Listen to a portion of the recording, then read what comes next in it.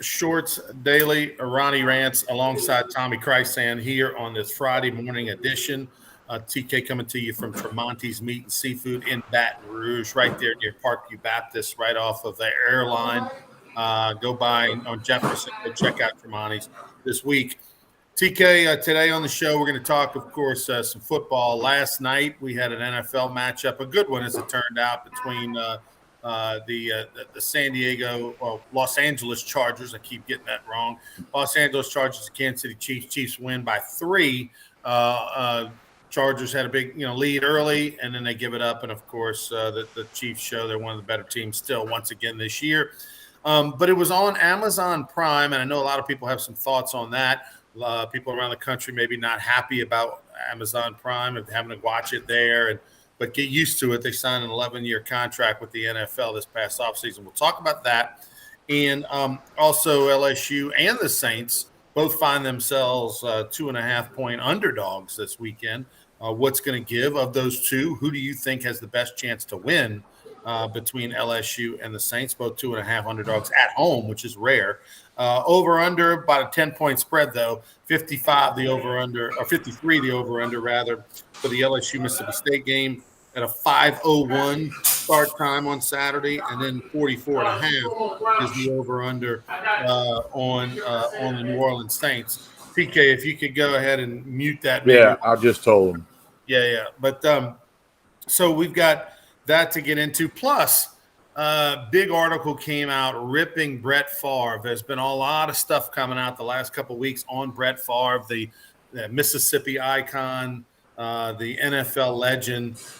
His image is taking a giant hit. We'll tell you all about that. Plus, the Louisiana Sports Hall of Fame 2023 class is out. If you've been listening to sports talk radio around the state of Louisiana, you've heard a lot of guests on different shows, and that'll continue to be the case over the next week. Eli Manning was on with Matt Moscona and Mike Tillier yesterday down in WWL in New Orleans and 104.5 in Baton Rouge. We've had Wendell Davis and Paul Maneri and Paul Bird and many, many others on stations throughout the state talking about the 2023 Louisiana Sports Hall of Fame class, which, by the way, make your plans now to attend. We've already sold lots of tables and tickets. You can go to July 27th through 29th in Natchitoches and Alexandria, July 27th through 29th. Get your tickets now for those fun events. Go to lasportshall.com, lasportshall.com. First, let's talk about last night's NFL game. We'll kind of go in sequential order, TK.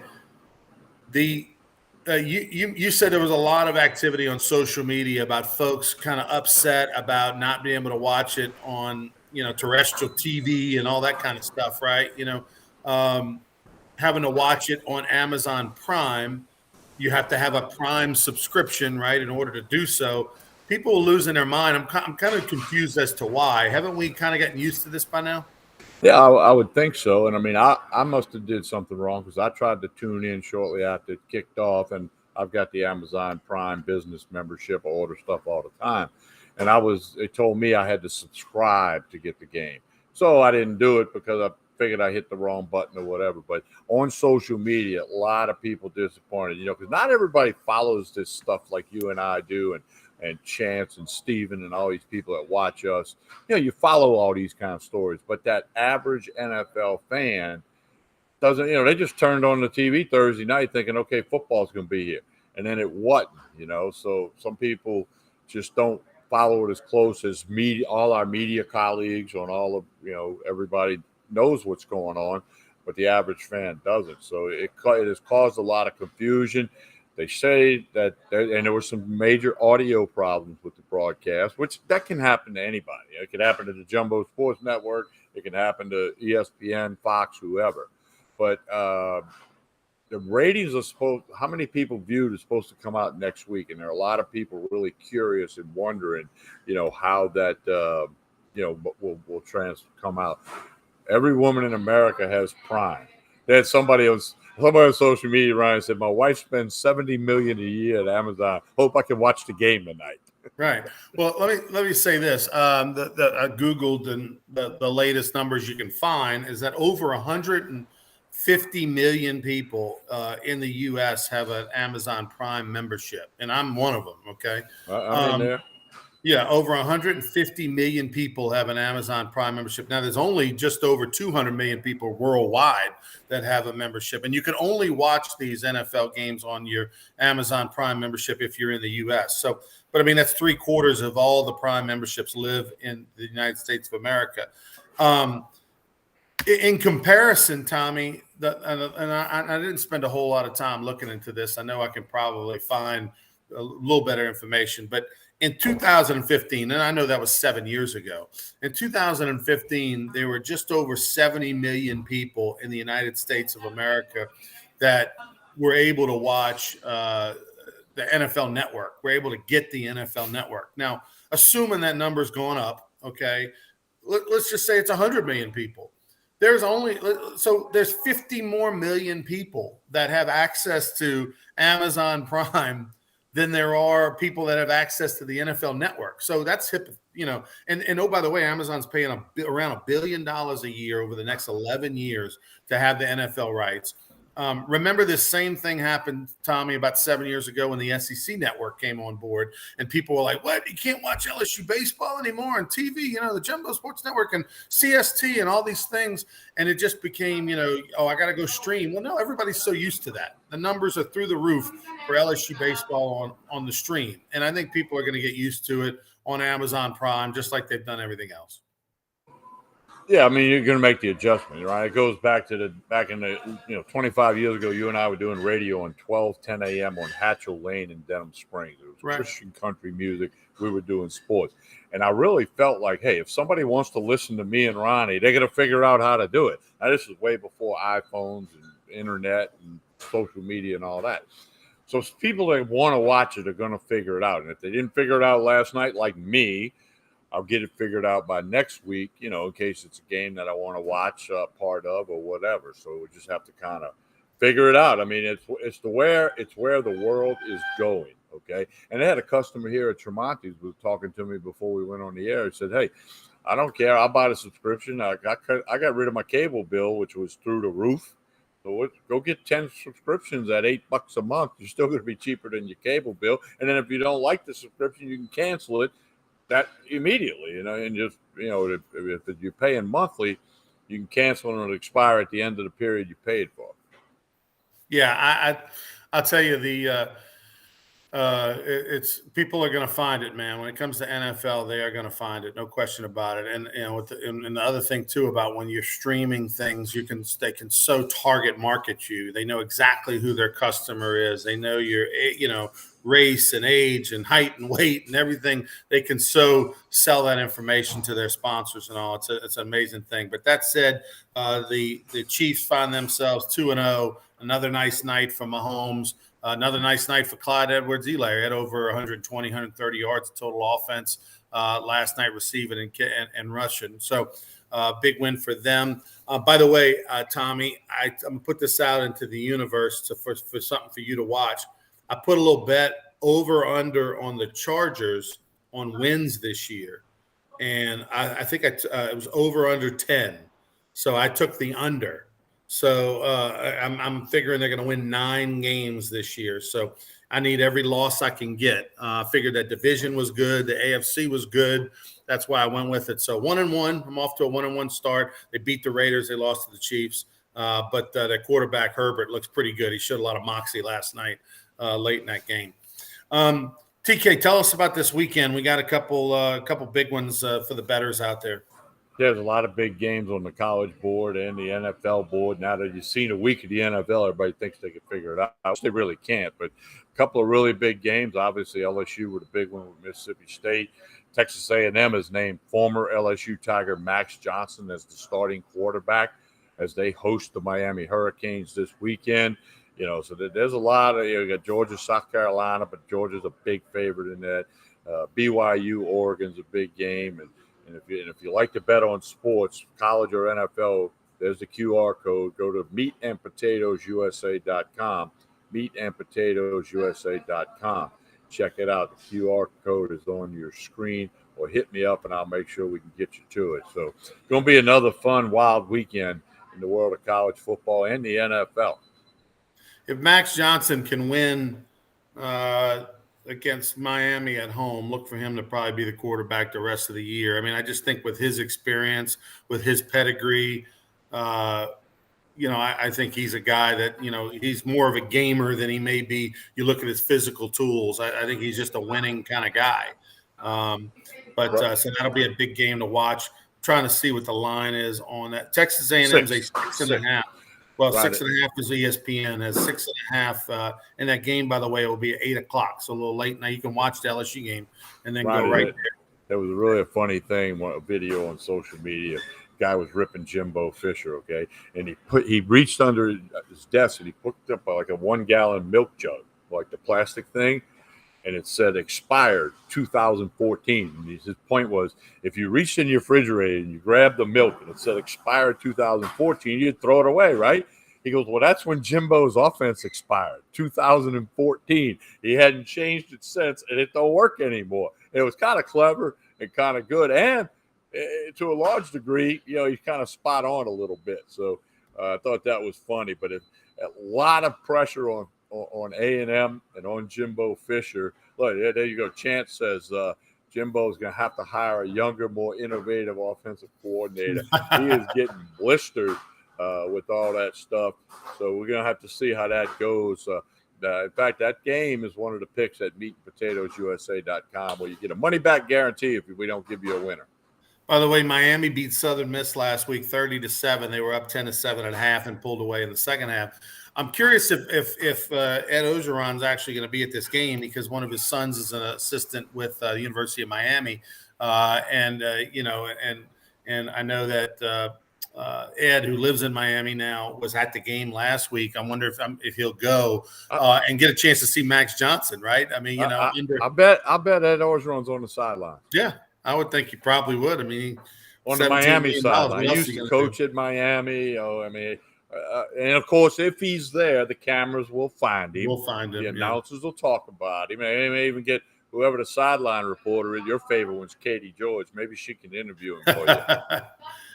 All right. So Texas A&M 6.5-point favorite against Miami at home. I honestly like the bounce back of Texas A&M. I think they are a good team and a good program. I believe in Max Johnson. I think they're going to be, and I don't think Miami's very good. That's more kind of a combination. I don't think Miami's very good. I think Texas A&M is better than what they showed. So if I had to bet this game, I would take Texas A&M in this game. I'm going to personally leave it alone, but just like I'm going to leave alone the LSU game, I just want to be able to go and enjoy it and not be mad if they don't cover or whatever the case may be. Albeit, if I was gun to the head, if I had to bet the Mississippi State LSU game, Tommy, I think I'd take State 2.5. I mean, because you're basically, if you take LSU, you're saying you saw so much in that Southern Miss game in the Southern game rather last week. I mean, how can you tell anything about Southern? So it's almost as if it didn't happen. The only benefit to playing that game last week is that you got to play in Tiger Stadium. You got to get the butterflies out. It's another game to get used to just the preparation of a game day. But there was no value in playing Southern. The disparity in talent is so great.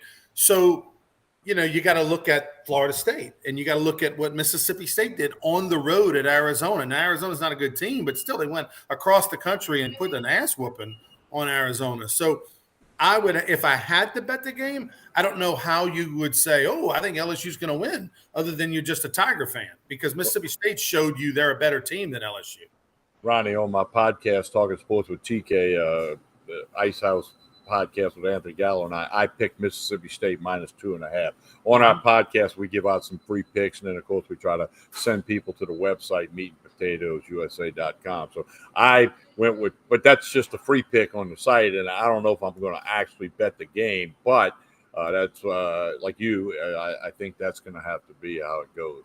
That's just a great analogy by Byron. TK, you're going to have to go to the headsets to do away with all the background noise. You look like mom at church when we were kids, looking around. Shh, shh. Yeah, well, I'm going to ask That's him pretty 30 good. times to be That's quiet. really good. I'm going to have to get Mike Tremonti to crack the whip. Well, what you need to do, Tom, is you need to have a big sign, like a little cardboard sign On that air. said, On air. "Quiet, please. We're We're on on air." air. Please be Yeah. quiet. Please And be quiet. just hold it up and have it right there by you. I think that's the way to go. But That's that's what a I'm going to great start doing. I'm going to get a little thing, like a little sign, like at right. golf tournaments. Right, They hold exactly. up, be quiet or quiet, please. I got Right. to get me one of them.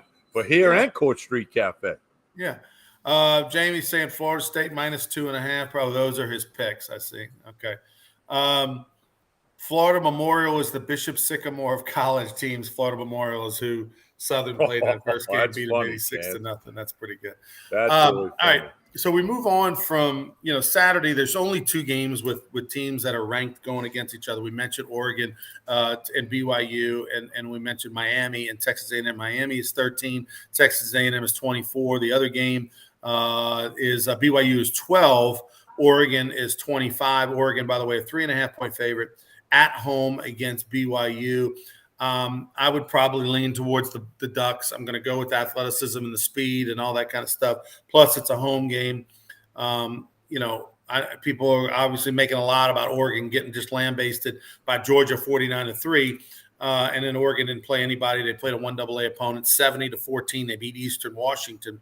But Oregon's a team was expected to be, contend and maybe win the Pac-12. So I'm going to, at least right now, go with that. BYU shouldn't have won last week. They were at home against Baylor. The Baylor kicker missed the winning field goal, and they lost in overtime. So I'm going to take Oregon at home in that one. The rest of the games, Tommy, I don't know that there's any meaningful. Georgia's going to roll at South Carolina. Michigan's not really going to be challenged. One game I am interested in, and if I'm a bettor, I'm going to take Oklahoma -11 at Nebraska. You have 2 ways you can go about this, Tommy. You can either have that win one for the Gipper approach of Nebraska, like fresh start. We're going to win this for Coach Frost. Nobody's counting us out. Has given us a chance. Let's go out there. But I think Nebraska is so down in talent and coaching, and just that program is so down that I think Oklahoma is a 2-touchdown better team easily.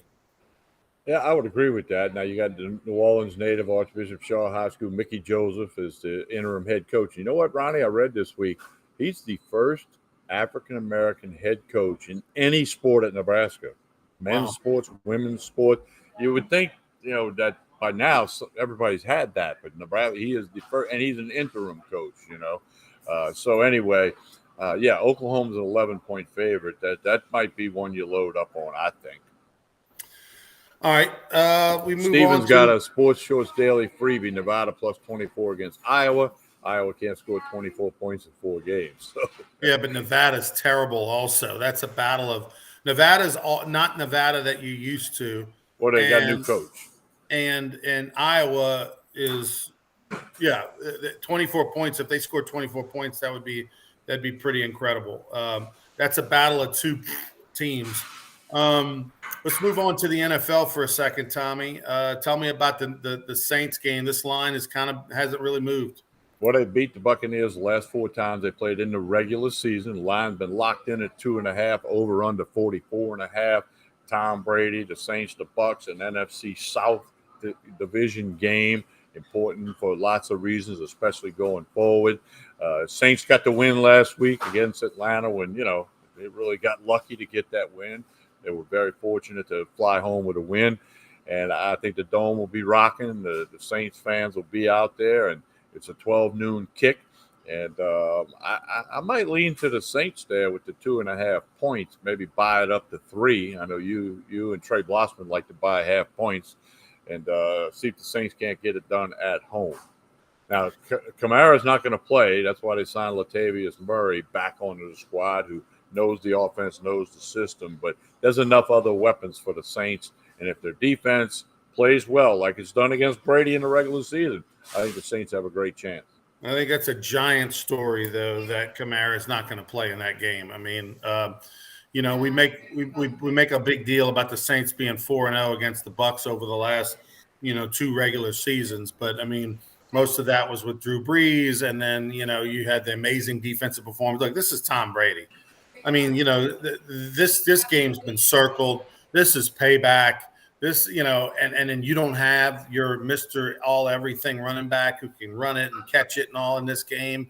I think that's a giant story for an offense that's still finding its sea legs. I know they had a good 6-7 minute stretch at the end of the game last week, but for the 3.5 quarters, they were not very good. And so, it's kind of like, and the Bucks defense looked good. It's kind of like, the Bucks are due, Tommy. I hate to bet on and kind of in that way, shape, or form, but do we really think Tom Brady's going to go 0-5 against the Saints in the regular season? Like, do you really? I mean, come on, nobody does that. And so you're missing your guy. It's hard for me. And then Leonard Fournette went off last week, and now he gets to come home. Like, it's hard for me to envision Tom Brady going 0-5. Again, this is a game for me that I'm not going to bet because I want to just be able to enjoy it as a fan. I'm trying to learn my lesson. I say that each and every year. Don't bet Saints. Don't bet LSU. That way you can just root for the win, and who cares if it's by 1 point or whatever. I mean, last week the Saints win the game against the Falcons in unbelievable fashion, and I'm partly pissed because I lose money because I've had the Saints -5.5. I mean, I don't want to live that way. So I'm going to bet the other games, and I'm just going to be a fan for Saints and LSU. But if I had to, man, I don't think I'm going against Tom Brady for a fifth time. Well, a lot of us, including me, have learned the lesson of don't bet against Brady. I did bet against him in the Super Bowl a couple of years ago, but so it's going to be fun. It's 12 noon in the Dome. It's a very important game. I know it's a long season, but it's an important game because the NFC South matchup, and Saints lucky to get a win last week. Let's see if they can go out and pound the Buccaneers and get a win. Question's going to be, I think the more interesting bet is a 44.5. The Saints are, the total is 44.5 between these two teams. And, I'm kind of interested in, can the Saints offense do enough? If you look at last week's game, Tampa was a low-scoring game. They didn't get anything going offensively, but they also didn't give up anything offensively. Saints offensively was terrible until the very end. So 44.5 is good. Obviously it's a great number. That's why they put it there.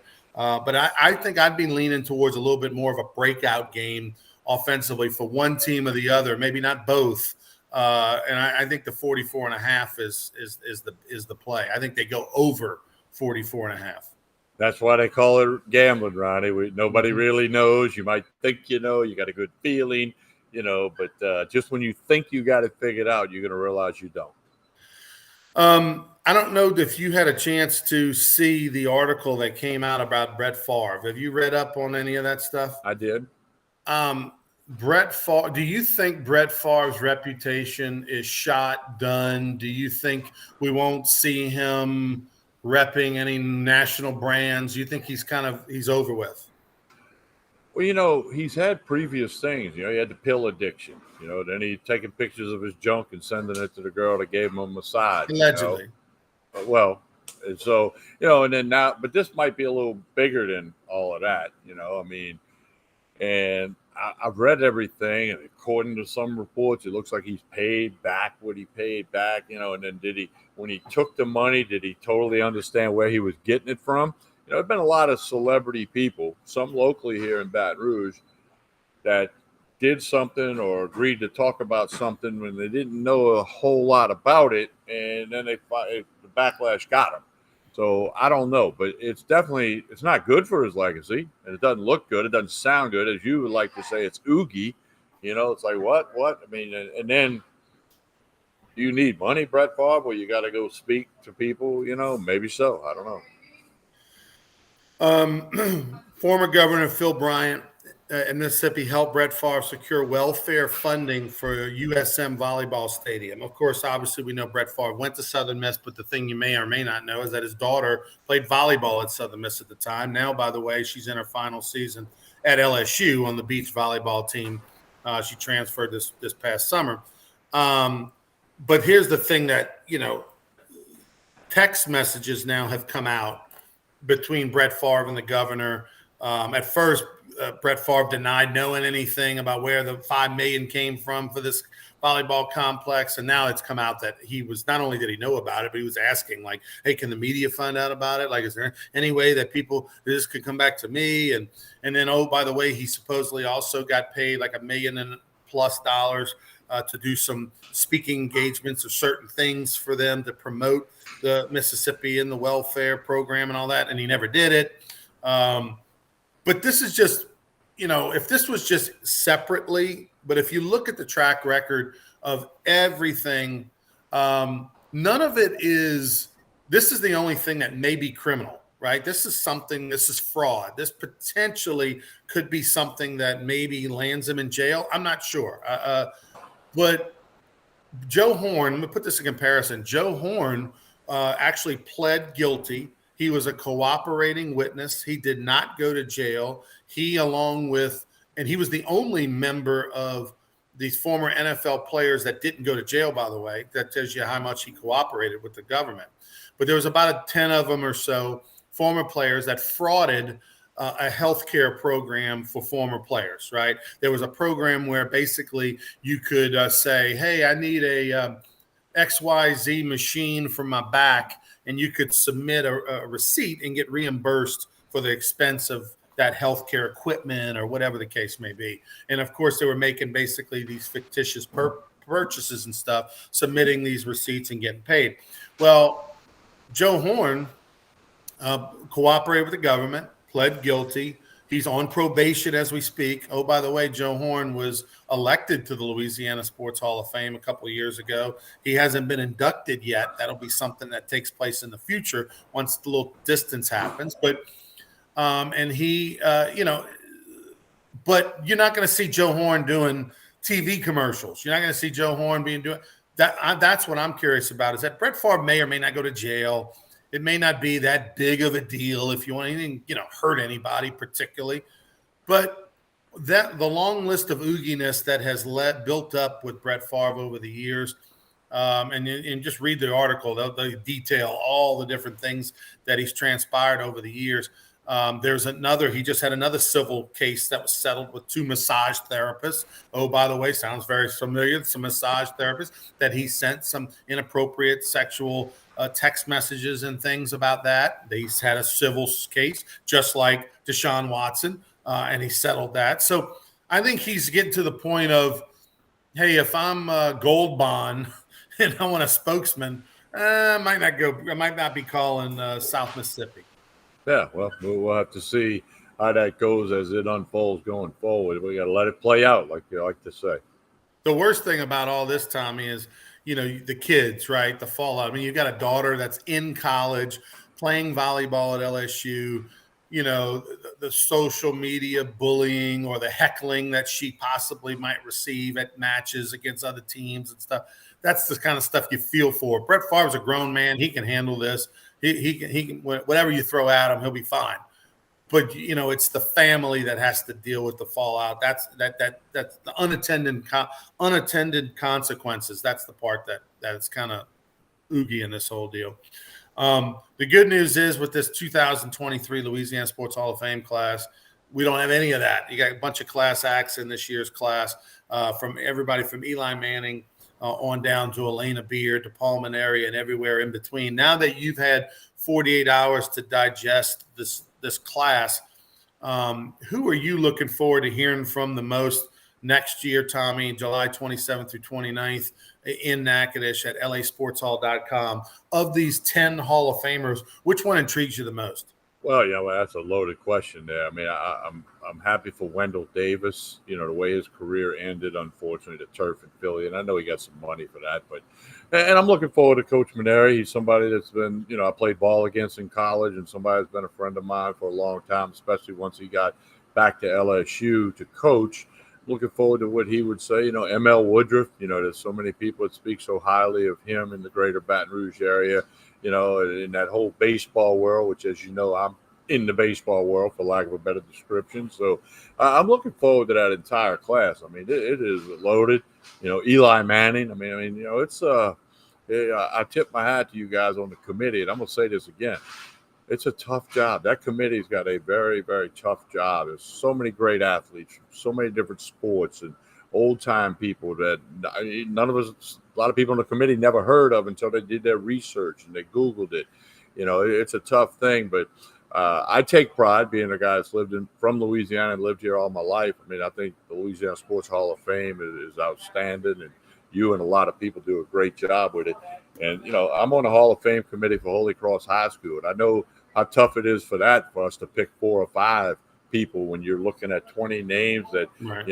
I think this guy should be ahead of that guy, and we only have like 12 people on the committee. Y'all got 40. So, y'all are much larger and a much bigger operation. So I can kind of relate. And I think people need to make their plans to get on up to Natchitoches, see the Sports Hall of Fame, and then try to go to that induction ceremony and all the other activities that go along with the induction ceremony. Well, we'll have a big announcement on Monday about the Louisiana Sports Hall of Fame golf tournament. That'll be October 30th through 31st in Baton Rouge. So we'll have all the details on that. The first of many events honoring the 2023 class, plus a lot of past Hall of Famers will be there as well. Walter Imahara. Okay. I didn't know who Walter Imahara was prior to us voting him in. I say us, 40-person selection committee made up of mostly veteran Louisiana sports writers that voted Walter Imahara in. And you probably don't know the name as well. He is the guy, much like T. Barry Porter was a few years ago, that is going to be the most intriguing. He has a couple books written about him. He could easily have a movie written about him. He was a Japanese American, grew up in an internment camp during World War II, went on to SLI, and was a 3-time or 4-time national champion weightlifter while in college, and then competed for the next 40 years into his 60s, winning championships and becoming the head of the National Weightlifting Federation in the United States of America. Lives still in the Southwest Louisiana, successful business guy. A great, amazing story. We know about Eli Manning. We know about Paul Maneri. Walter Imahara is a guy that I'm looking forward to meeting and looking forward to learning more about him. Those are the types of athletes and stories that I love being the head of Louisiana Sports Hall of Fame. Yeah, and it's great that he's getting recognized, and people are learning about him and all of his accomplishments and the impact he had in the world of weightlifting. It's tremendous. So that's the other cool thing is, this is not the Football Hall of Fame. It's not the Baseball Hall of Fame. It's the Sports Hall of Fame. So that encompasses a lot of things. And Louisiana, it's sportsman's paradise, but it's a great place for sports. The sports and the competition and across the board in Louisiana, people take pride in it. And again, you and I'm from Louisiana, been here all my life, and I have a sense of pride about Louisiana and the Louisiana Sports Hall of Fame. All right, that's going to wrap it up for Sports Shorts Daily. Tune in to Sports Shorts Radio tomorrow morning from 10 until noon. We will be live from the Bruley Walk-Ons, and Hunter McCann will have his 3 picks tomorrow, and we'll give you some more picks to get those bets in before 11 o'clock for the early games, and then before noon we'll have some afternoon games. That's tomorrow from 10 to noon. Derry Beckwith, Tommy Kreisand, Hunter McCann, and myself. And we'll talk some more football tomorrow. TK, tell us about Tremonti's on the way out. Well, I want to thank everybody that participated in the bourbon raffle, which we did live on Facebook yesterday. You can go to Tremonti's Meat and Seafood Facebook page and watch it. Over 600 tickets sold. A lot of people got great deals on some really high-end bourbon. And, of course, they got the lunch special today. It's fried catfish topped with crawfish etouffee. And then tomorrow, barbecue ribs, coleslaw, baked beans. That's the lunch special. And if you're tailgating for high school football tonight, you got this LSU Saturday, Saints Sunday tailgating, you're home gating, you got people coming over. I got all the things you need. You just tell Tremonti's how many people. You tell them 4, 14, 20, 40, 60. They can take it from there and get you loaded up for all of your tailgating and home gating and needs with the platters and everything. It's all at tremontis.com. Go to the website. The prices are there, the whole bit. Connect on Facebook and Instagram and Twitter. Tremonti's Meat and Seafood, Baton Rouge. For Tommy, I'm Ronnie. Have a great Friday. We'll see you tomorrow morning. Check us out on the 104.5 ESPN app. Also, check us out on 104.5 and 104.9 FM tomorrow between 10 and noon. Have a good one, everybody.